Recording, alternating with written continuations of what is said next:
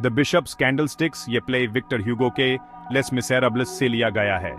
ये एक बहुत ही पावरफुल स्टोरी है कंपैशन की ट्रांसफॉर्मेटिव पावर के बारे में। ये इंसान के स्पिरिट के अंदर झांकता है, एक्सप्लोर करता है कि कैसे काइंडनेस का एक छोटा सा एक्ट किसी की लाइफ में बहुत बड़ा बदलाव ला सकता है, उनकी डेस्टिनी बदल सकता है। बिशप मिरियल जो कि एक गॉड की आदमी है, वो जीन वल्जियन एक सख्त क्रिमिनल के साथ बहुत बड़ी काइंडनेस करते हैं।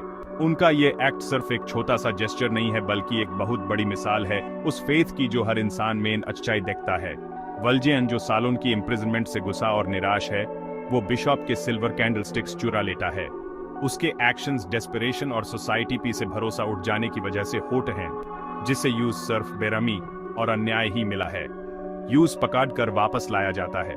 अथॉरिटीज उसे फिर से सजा देने के लिए तैयार हैं, पनिशमेंट और रिट्रीब्यूशन के उस साइकिल को और मजबूत करते हुए जिसने उसकी लाइफ को डिफाइन किया है। लेकिन सजा देने की बजाय बिशप यूज माफ कर देते हैं।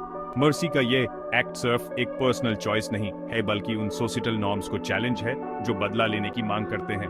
वो वल्जियन को कैंडलस्टिक्स तोहफे में देते हैं और उसे उन कैंडलस्टिक्स को यूज करके नई लाइफ बनाने के लिए कहते हैं। यह जेस्चर सिंबलिज्म से भरा हुआ है जो होप, रिडेम्पशन और एक नई शुरुआत की पॉसिबिलिटी को रिप्रेजेंट करता है। एम्पैथी का यह एक्ट वल्जियन की लाइफ में एक टर्निंग पॉइंट बनता है और उसे रिडेम्पशन का रास्ता चुनने के लिए इंस्पायर करता है। ये उसके ट्रांसफॉर्मेशन की शुरुआत को मार्क करता है, एक ऐसे इंसान से जो अपने पास्ट से डिफाइन होता था, एक ऐसे इंसान में जो अपनी गलतियों को सुधारना चाहता है और सोसाइटी में पॉजिटिवली कंट्रीब्यूट करना चाहता है। द प्ले ट्रस्ट और जेनरोसिटी के इम्पैक्ट को हाईलाइट करता है। यह दिखाता है कि कैसे ये वर्च्यूज बिटरनेस और रिजेंटमेंट की चेन्स को तोड़ सकते हैं और हीलिंग और ग्रोथ के लिए रास्ता बना सकते हैं। यह इस बिलीफ को अंडरस्कोर करता है कि हर कोई, यहाँ तक कि वो भी जो भटक गए हैं, सेकंड चांस के डिजर्व करते हैं। यह मैसेज हमारे अंदर मौजूद चेंज की पोटेंशियल की एक पावरफुल रिमाइंडर है। बिशप का वल्जियन पर भरोसा हमें कंपैशन और अंडरस्टैंडिंग के जरिए ह्यूमन ट्रांसफॉर्मेशन की पोटेंशियल की याद दिलाता है। ये काइंडनेस की एंड्यूरिंग पावर और ह्यूमन सोल पर इसके प्रोफाउंड इम्पैक्ट का एक टेस्टमेंट है, जो हमें सभी को ऊपर से देखने के लिए और हर किसी में अच्छाई की पोटेंशियल को देखने के लिए इनकरेज करता है।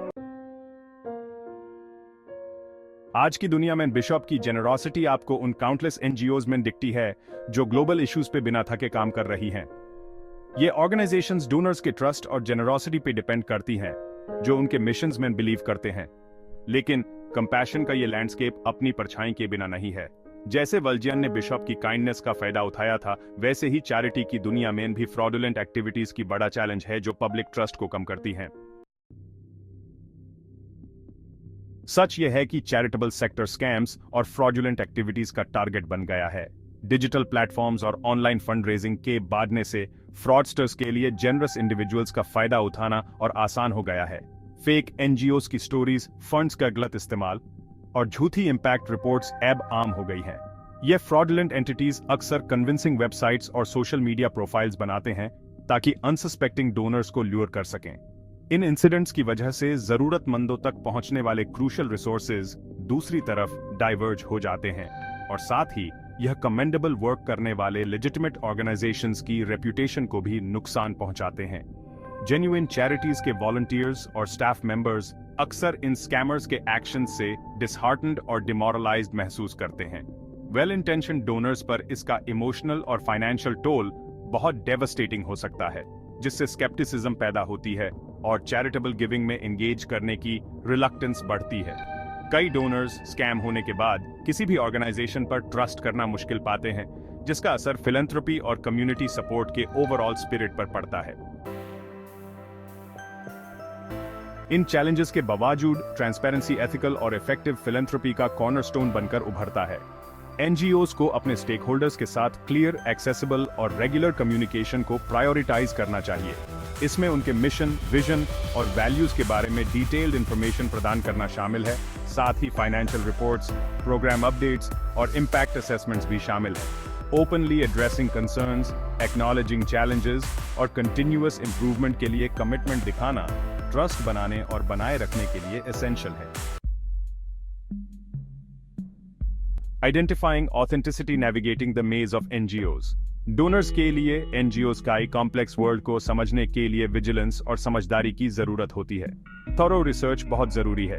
चैरिटी नेविगेटर, गाइड स्टार और गिववेल जैसी वेबसाइट्स ऑर्गेनाइजेशन की फाइनेंशियल हेल्थ, ट्रांसपेरेंसी और इम्पैक्ट के बारे में वैल्यूएबल इंफॉर्मेशन प्रोवाइड करती हैं। क्लियर और मेजरेबल गोल्स, एक स्ट्रॉन्ग ट्रैक रिकॉर्ड और बेनिफिशियरीज और स्टेक होल्डर्स से पॉजिटिव रिव्यूज को देखें। किसी भी क्वेश्चंस या कंसर्न्स के लिए डायरेक्टली ऑर्गेनाइजेशन से कांटेक्ट करने में संकोच न करें। The power of collective action, restoring faith in charity. Charitable sector में फ्रॉड के इश्यू को एड्रेस करने के लिए एक मल्टीप्रॉन्ग्ड अप्रोच की जरूरत है। फ्रॉडुलेंट एक्टिविटीज को रोकने और उन्हें सजा देने के लिए स्ट्रिंजेंट लीगल फ्रेमवर्क्स को एस्टैब्लिश और एनफोर्स करने में गवर्नमेंट्स और रेगुलेटरी बॉडीज एक क्रूशियल रोल निभाते हैं।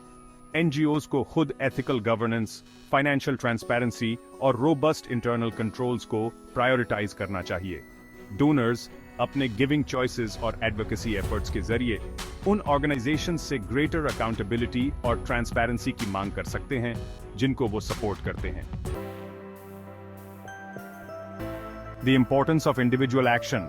चैरिटेबल सेक्टर में ट्रस्ट और अकाउंटेबिलिटी का कल्चर बनाने में हर इंडिविजुअल का रोल है।